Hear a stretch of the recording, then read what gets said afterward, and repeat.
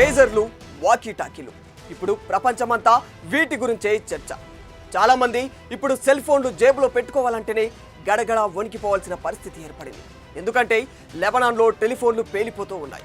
ఎప్పుడో మూలన పడిపోయినా ప్రపంచం మర్చిపోయిన పేజర్లు వేల కొద్దీ ఒక్క రోజులోనే పేలడం లెబనాన్లో ప్రకంపనలు సృష్టించింది. తన శత్రుదేశం ఇజ్రాయెల్ ఇచ్చిన షాక్ నుంచి లెబనాన్ ఇప్పటి వరకు తేరుకోలేకపోయింది. ఇప్పటికే మరణాల సంఖ్య 40 దాటింది. అసలు ఇజ్రాయెల్ ఉన్నట్టుండి ఈ పేజర్లను ఆయుధాలుగా ఎందుకు మార్చుకుంది?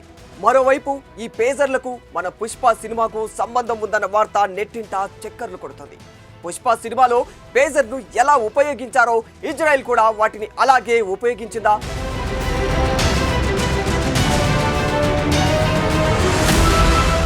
సెల్ ఫోన్లో సిమ్ కార్డుకి నెంబర్ ఉన్నట్లుగానే పేజర్లకు కూడా ప్రత్యేకమైన పేజర్ నెంబర్ ఉంటుంది.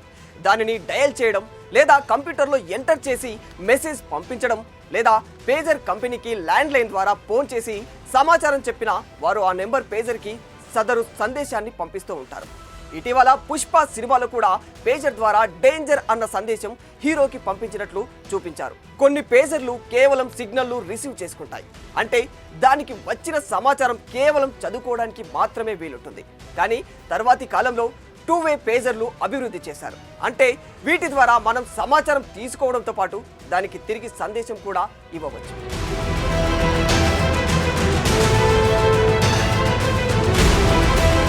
5G దాటి 6G వైపు పరుగులు తీస్తున్న ప్రపంచంలో ఇప్పటికీ హిజ్బుల్లా పేజర్లనే వాడుతుండటం ఆశ్చర్యాన్ని కలిగించే అంశమని చెప్పుకోవచ్చు. అయితే దీని వెనక పెద్ద కారణమే ఉంది. హిజ్బుల్లా ఎక్కువగా తమ గ్రూప్ కమ్యూనికేషన్ కోసం పేజర్ల మీదనే ఆధారపడుతూ ఉంటుంది. మొబైల్ ఫోన్లు వాడితే వాటి సిగ్నల్ల ఆధారంగా తమ కదలికలను గుర్తించవచ్చన్న అనుమానంతో హిజ్బుల్లా పేజర్లకు ప్రాధాన్యత ఇస్తూ ఉంటుంది.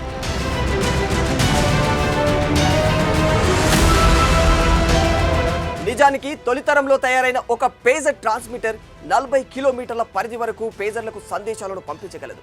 చెట్లు, నిర్మాణాలు వంటి అడ్డంకుల్ని దాటుకొని కూడా ఈ సిగ్నల్లు సుదూర ప్రాంతాల వరకు ప్రయాణిస్తాయి. అందుకే హిజ్బుల్లా సహా కొన్ని దేశాల్లో అవసరాన్ని బట్టి ఈ పేజర్లను ఇప్పటికీ వాడుతూనే ఉంటారు.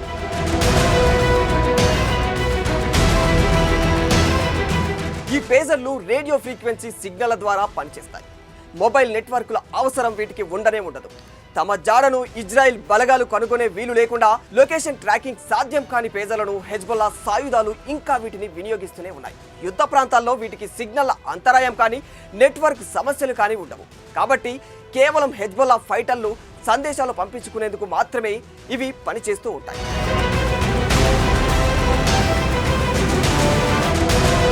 హిజ్బుల్లా సాయుధాలు వాడుతున్న వేలాది పేజర్లు ఒకేసారి పేలిపోవడం వెనక ఇజ్రాయెల్ పాత్ర ఉందనే కథనాలు వినిపిస్తున్నాయి. ఈ పేజర్లన్నీ గతేడాది కాలంలోనే కొనుగోలు చేసినవి. వీటిని తైవాన్కు చెందిన గోల్డ్ అపోలో అనే కంపెనీ నుంచి హిజ్బుల్లా కొనుగోలు చేసింది. తరువాత తయారు చేసే సమయంలోనే వీటిల్లో ఇజ్రాయెల్ నిఘా సంస్థ మొసాద్ పేలుడు పదార్థాలు అమర్చిందనే వార్తలు వస్తూ ఉన్నాయి.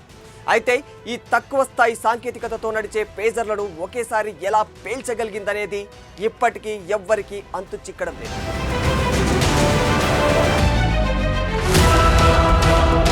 మరిన్ని వీడియోస్ కోసం ఛానల్ ని సబ్స్క్రైబ్ చేసుకోండి. లేటెస్ట్ అప్డేట్స్ కోసం వాట్సాప్ ఛానల్ ని ఫాలో అవ్వండి. అండ్ లింక్ డిస్క్రిప్షన్ లో ఉంది.